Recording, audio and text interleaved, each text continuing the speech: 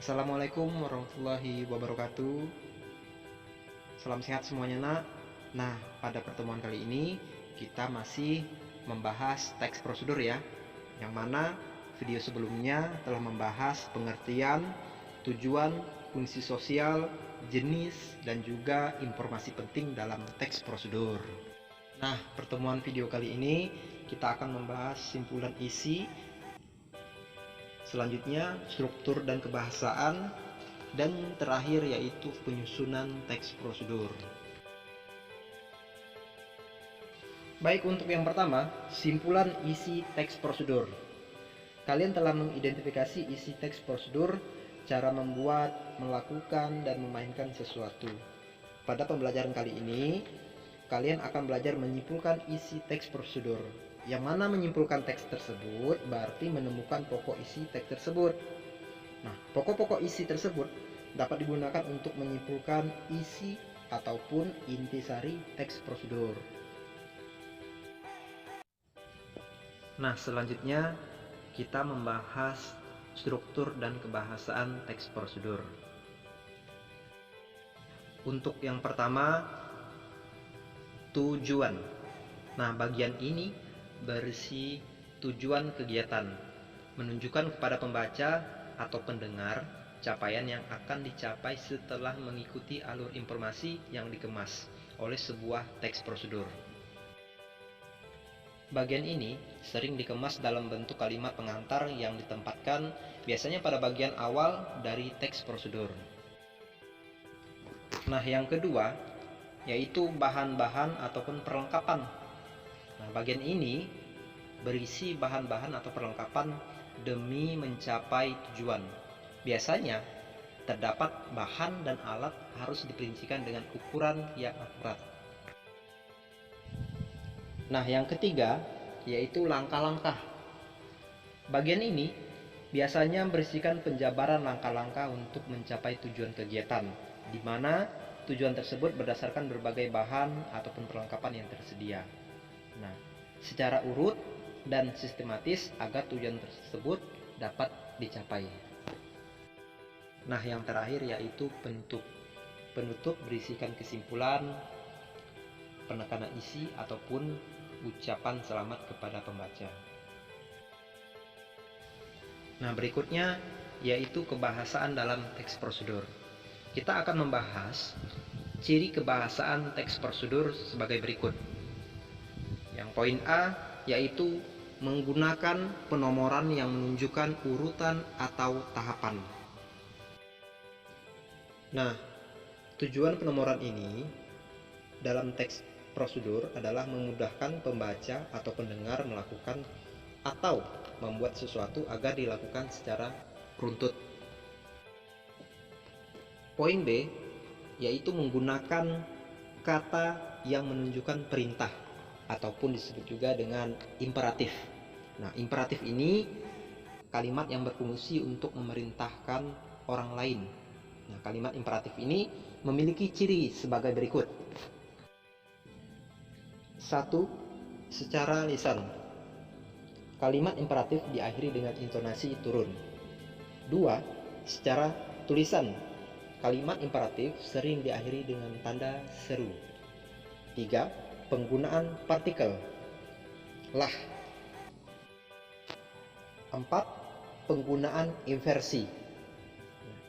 Yang kelima, pelaku tindakan kadang-kadang tidak diketahui. Selanjutnya yang C yaitu menggunakan kata ganti orang kedua, yang mana teks prosedur menggunakan kalimat imperatif, partisipan maksudnya pembaca ataupun pendengar. Nah, dari kalimat-kalimat tersebut adalah orang kedua. Penulis ini menempatkan pembaca ataupun pendengar sebagai partisipan teks prosedur dengan dikemas dalam kalimat-kalimat imperatif. D. Penggunaan konjungsi yang menunjukkan urutan. Nah, konjungsi sama juga dengan kata hubung.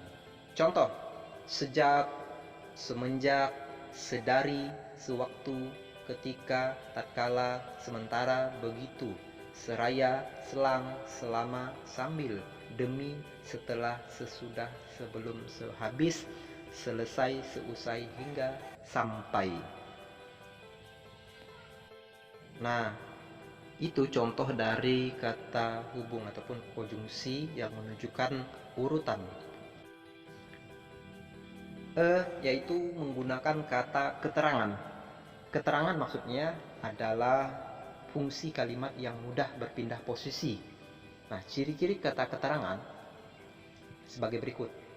Yang pertama, keterangan bukan unsur utama kalimat. 2. Keterangan dapat terletak di bagian awal, tengah, dan akhir kalimat kecuali antara predikat dan objek. Yang ketiga, jenis keterangan meliputi keterangan tempat, waktu, alat, tujuan, cara, penyertaan, perbandingan, dan sebab. Nah, itulah kebahasaan dalam teks prosedur yang mana kita harus memahami terdahulu, yaitu ciri kebahasaan teks prosedur. Sehingga kita mudah memahami apa sih isi dari teks prosedur tersebut. Nah, selanjutnya yang ketiga yaitu menelaah urutan teks prosedur sesuai dengan struktur. Nah, di sini teks prosedur menjelaskan langkah-langkah melakukan dan cara membuat sesuatu, di mana langkah-langkah dalam melakukan dan membuat sesuatu harus urut dan sistematis. Nah, oleh karena itu, kalimat dalam teks prosedur harus jelas. Nah, dengan kalimat yang jelas akan mudah dimengerti cara membuat ataupun melakukan sesuatu. Selain itu juga, urutan dalam teks prosedur haruslah logis.